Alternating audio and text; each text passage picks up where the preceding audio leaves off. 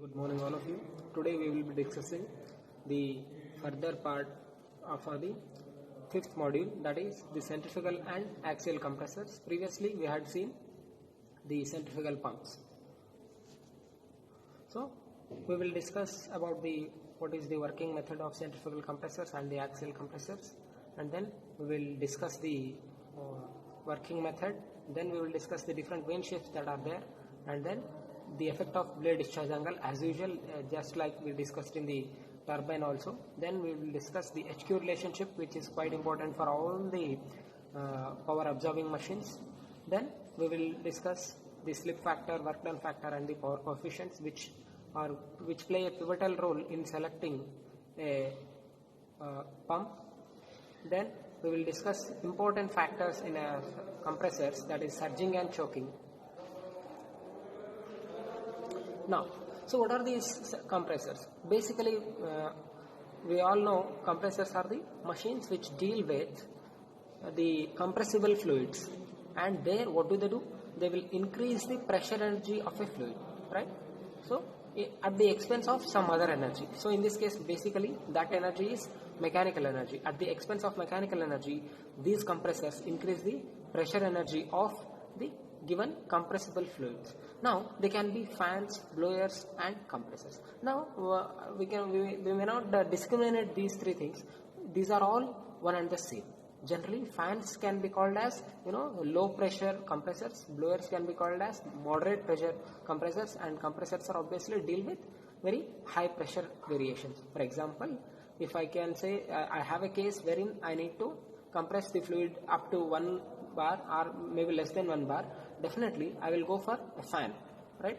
Then if it is moderate, say about till 5 bar, definitely I will choose a blower. If it is more than 10 bar, definitely I will go for a compressor. So compressors are high pressure devices, right? Now, so that is why what we discuss for the compressors will hold good for even fans and blowers also. So that is why we limit our discussion. In fact, that is quite a broader discussion. So then now we will discuss what are the elements of this centrifugal compressors, right? So as you can see on this diagram, so this is a cut section of a centrifugal compressor, wherein you can see the impeller eye, parts like impeller eye, IGV here is inlet guide vane. Then you can see the inducer section, you can see the impeller eye, we can see the hub section, we can see the actual impeller section, we can see the shroud, we can see the casing around the impeller, and then at last we can see the diffuser and volute casing, right? So these are all the parts that you can see here. Now DH is hub diameter, DT is tip diameter, right? So now what happens, how this works? So basically what happens is the water, any incompressible fluids like air enters this centrifugal compressor through this nozzle. So as you can see, from 0 to 1, can you see 0? Yeah, at 0 it is having a nozzle, right? So what is the function of the nozzle? Nozzle generally accelerates the fluid, right? So nozzle has the function of accelerating the fluid towards the inlet guide vanes, right? So then those guide vanes, you must observe here, the kinetic energy has already increased in the nozzle, right? Then those guide vanes have the function of directing the fluid towards the impeller eye. Eye means the entrance, you can, okay? So towards the impeller eye, these guide vanes are directing the fluid, and then from there, from the impeller eye, there is something called inducer section. Inducer section is one where it is the entry to the actual impeller, right? From that impeller, what happens in the impeller? When the fluid goes through the impeller, there is rise in not only its kinetic energy but also its pressure energy. Its kinetic energy and pressure energy both are increased when it goes through the impeller section. So what is there at the shroud? Shroud is a brazed part of the end part of the same impeller. So when it goes through the shroud, it is connected to the diffuser. We all know what a diffuser is for. A diffuser is used for saving the kinetic energy and converting it into pressure energy, isn't it? So here, as I told you, when fluid passes through the impeller, its kinetic energy has also been increased already. So that kinetic energy is getting converted into further pressure energy in diffuser. That means the pressure energy is even increased in the diffuser. Now, after the going through the diffuser, it is at the maximum pressure energy. The fluid is at the maximum pressure energy, which technically means it is compressed, right? So, and that compressed fluid is taken to the discharge pipe through the volute casing. So that is how the centrifugal compressor works. What you see here is a cut section of the same impeller. You can say there will be a impeller and there will be blades around it, right? So this is its cut section. Now, as we just discussed, what are the different elements which are quite important in the function of a compressor? One is definitely the nozzle, which helps in increasing the kinetic energy, then the impeller, which does the energy transfer, then the diffuser, which also helps in the energy transfer, and at last the outer casing. Why casing is provided? Casing is always provided to remove the cases like leakage and all, right? Now, this is, as I told you, these are the functions of different elements. Now, how this works? As you can see, the velocity of air, this entering the nozzle, this is a HS diagram. In this HS diagram, as you can see here, what happens here? First, from point 1 to 2, that is the function of the rotor, right? So, from 2 to 3, it is the function of the stator. Now, what happens here? So, from 1 to 2, as you can see, the pressure is getting increased from P1 to P2. But what happens actually? In actual, it is not P2 dash, but it is P2, right? So, we here the dotted lines represent the adiabatic pressure increase or adiabatic pressure drop, but in actual, it will not be same, right? So, then from P2 to P3 also, it will not be P2 to P2 dash, P3 dash, but it is P2 to P3, which is actual case. So, now, this is quite important when it comes to the understanding of the centrifugal compressor. Now, as you can see here, it is a plot versus pressure and velocity versus radial distance. Okay, as the fluid passes through radially through the centrifugal compressor, what happens to it? First, it goes through the impeller. Now, observe the pressure here. Pressure increases in the impeller, then within the clearance volume between pressure and diffuser and impeller, it slightly decreases. But again, when in the diffuser, pressure further increases. Why pressure further increases in the diffuser? Because the velocity or the kinetic energy is decreased in the diffuser. As you can see, it is slanted backwards. Velocity line is slanted backwards in the diffuser, and thereby the kinetic energy has converted into pressure energy, and that is why in the diffuser velocity kinetic energy has converted into pressure energy, right? So whereas in case of impeller, the velocity also gets increased along with the pressure energy, but slightly, right? So this is the working method.